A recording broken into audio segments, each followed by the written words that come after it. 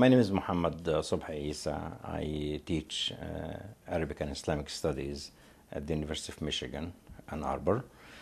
And I graduated from Al-Azhar in Islamic History and Civilization. By virtue of studying Islam from the very, very early age, beginning with memorizing the whole Quran before joining Al-Azhar schools, then you join Al-Azhar. The strongest two subjects Al-Azhar emphasize from early stages are Islamic studies, of course, and Arabic. So it doesn't matter which field you choose to specialize in later on, it stays with you that to be attached always to subjects in Islamic studies. After graduation in Islamic History and Civilization, studying Islamic civilization exposes the researcher to all aspects of Islam and Islamic life, especially when you talk about social history of how Muslim people handle their life as Muslims. But with the career of teaching in universities, from the American University in Cairo to UCLA to Northwestern University and currently University of Michigan, you develop courses in which you utilize the knowledge that you gained from study and from also being a teacher who senses the need for certain subjects to be discussed and raised. And this is the value of being at a university. You do what you think needs to be done, and you have the freedom to do so. So my attraction to Islamic economics, in fact, was a continuation of interest in Islamic Sharia from early stages. But the direct link that got me into that really was the project of translating one of the major references in Islamic Sharia written by a modern writer, Dr. Wahb al-Zuhaili. And when the project was proposed and I was invited to participate in that translation, the focus was on the parts of that book that deal with Islamic business and financial transactions. And that, with Dr. Mahmoud Al-Gamal, who's going to be honored tomorrow, got me in the middle of this whole business of economic and finance and exposed me to things that I never thought I would really be pulled into that way. And that's what got me into touch with Dr. Yahya in one of the conferences in Houston, and I started to know more and more about Islamic economics.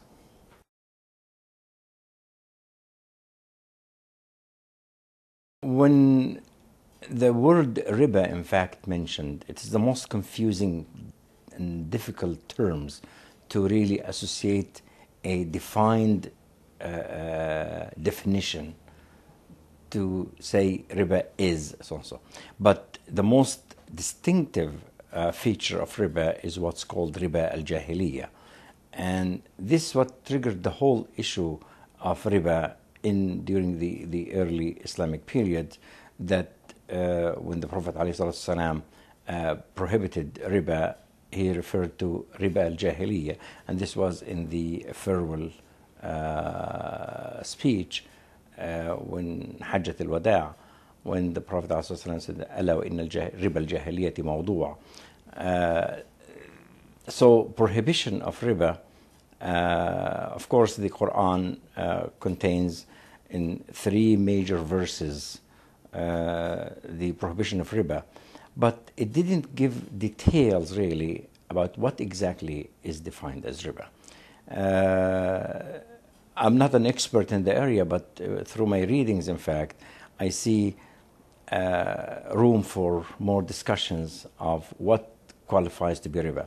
But you raised a very interesting issue, which is if the Quran was revealed to a small community of believers, and they took it to understand their simple life, how in a complicated society and complex economic system like that system of today, we are going back to the same text that was revealed to a small community that did not have that complicated system.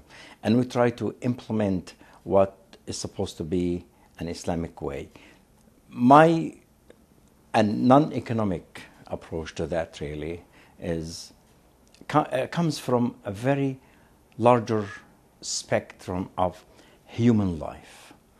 The prospect of human life as a human. What do you want to do on earth? You want to live happily, in peace, enjoying all the grace of God and blessings and the ni'mah that you have abundantly available to you, and recognize that God has provided these things for you to enjoy, not to utilize to oppress and use them to hurt others. And money and finance is a very important element in these transactions. When Quran emphasizes how really people can be changed because of money, how love for money can lead them to do harmful things to others. If we start by dealing with building the character of a human being to be content, to be fair, to be just, to be righteous, to love others, Islam comes for that. And that would reflect on everything you do in life, especially when it comes to using money. So when I look at this from a larger human perspective, I see that Islam as a religion comes with a major mission to create the ideal human being. And the ideal human being is the one who knows his limits, who knows his rights, and who knows other people's rights as well.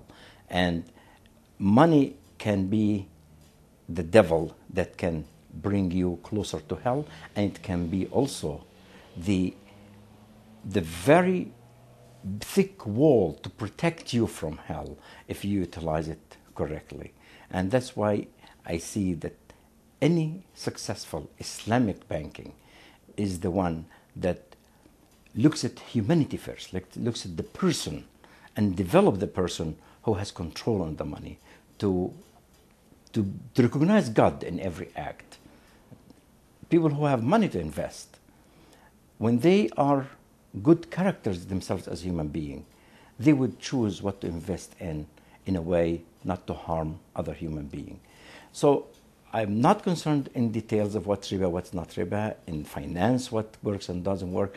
I'm interested very much in building the character of a human being to meet the specifications that Islam draws, really. The boundaries that Islam puts for humanity to live within is not at all harmful. It's to create a peaceful creature who enjoys God's blessings.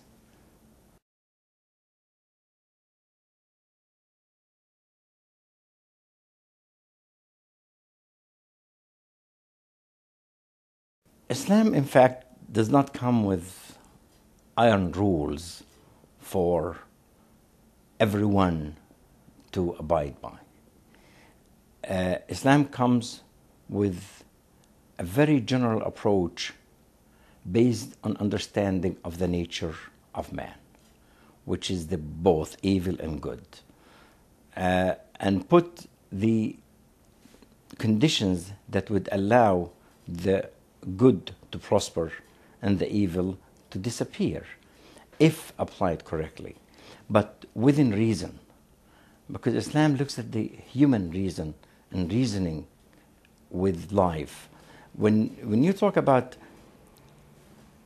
yes, the evil people exist, it will always be there, but we know the complicated system of today created all these laws to control people's behavior, to allow for the freedom to be practiced, at the same time to punish who infringe on other people's freedom, whether it is the property or their even dignity as human being. This system that exists today, we don't say that this system is something and Islam is another thing. And this is the thing that I see that causes the conflict. Because people come and talk about existing systems as the other system. We are part of it. What we do, we go from within that system and look for all the virtues of Islamic virtues that we know about from Islam and apply them and accommodate, embrace what exists that we can quote unquote call Islamic, because Islam doesn't come with imposing system on people regardless of their traditions, their customs, their who they are in the environment in which they live. Islam comes with general rules that can really accommodate all the goodness that's inherent in those other systems. So when we talk about today's world and we try to see it as opposite to us, we're not serving the system, we're not helping ourselves as well. But we have to look at it as our system, and how can we really make Islam live within a system that's very compatible with it, and eliminate from that system what's not compatible with Islam. So if we think of the system that's existing today as our system, and we think of ourselves as Muslims, then we can actually see ourselves living a good Islam, not taking ourselves outside this equation, and we think we can create a whole new world and we can call it Islamic in order to oppose the existing world. This, I don't think, is the approach that I would be in favor of supporting.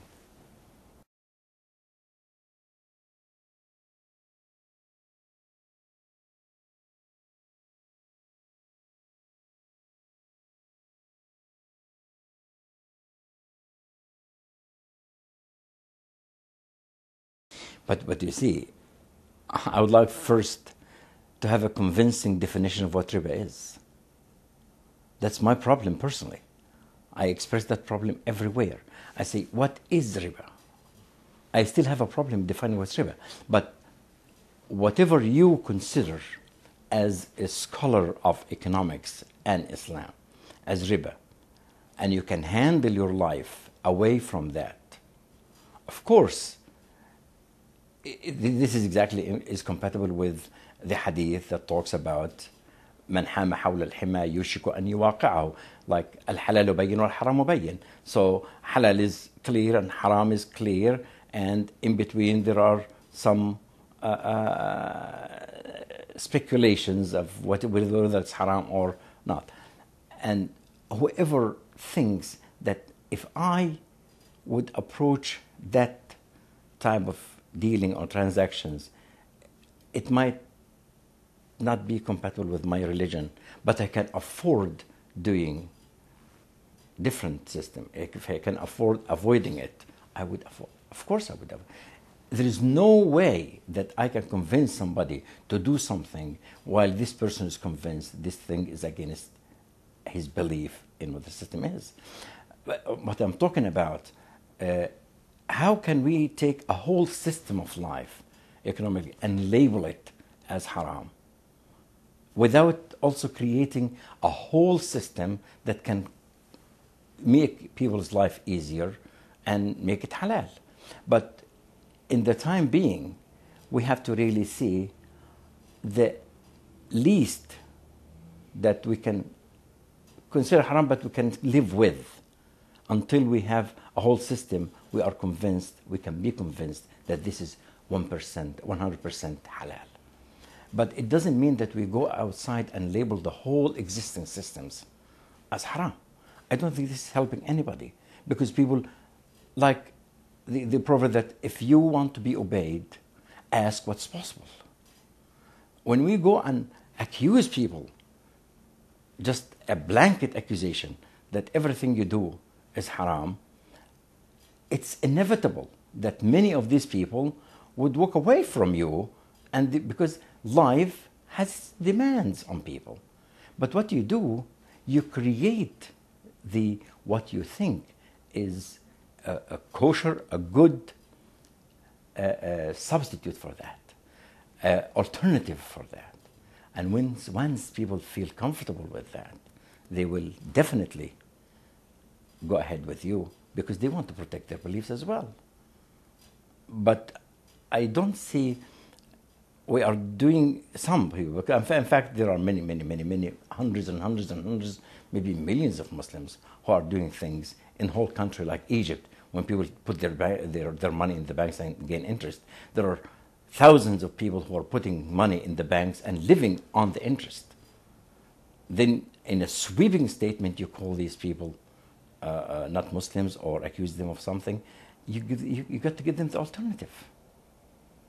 And without alternative, you are just kind of being unrealistic.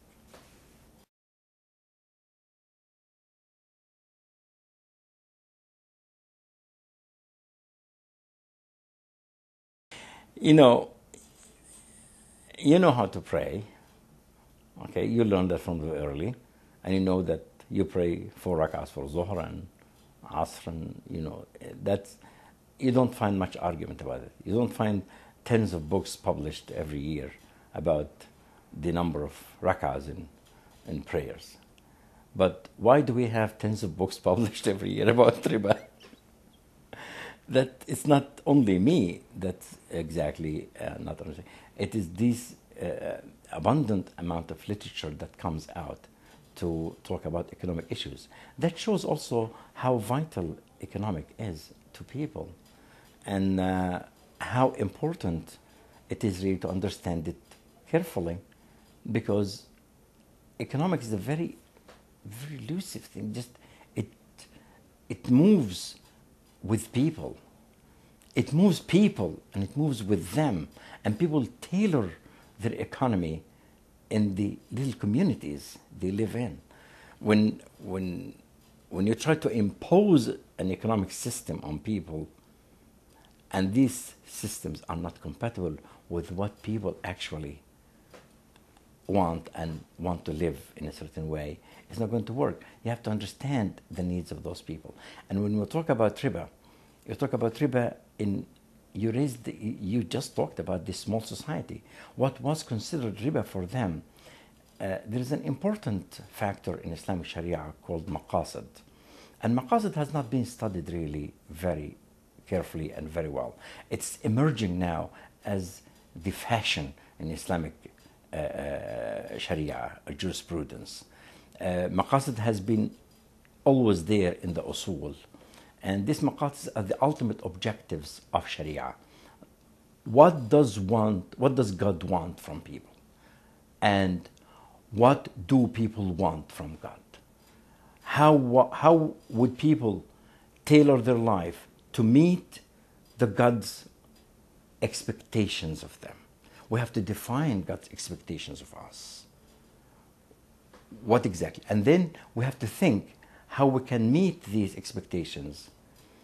If we put these ultimate goals as the target we want to reach here, and we see every act we do every day and interpret that act in light of those maqasid, and if it meets that maqsad, we don't have any qualm with having this act performed. Of course, this does not cancel the Quran and Hadith and all. It is measured very carefully. But we have been really so much attached to details and obscurities in religion and Sharia, and talking so much about them, forgetting the larger picture, forgetting the ultimate targets that we want to go and reach and achieve. If economists now are talking about these problems, and yes, we have verses in the Quran that talk about riba, but Quran does not give one illustration of a transaction that was called that what we call riba. And what has been recorded in history, what has been recorded in Sunnah and Hadith are incidents. Maybe we abstract them and apply them to some transactions today, then we call that riba.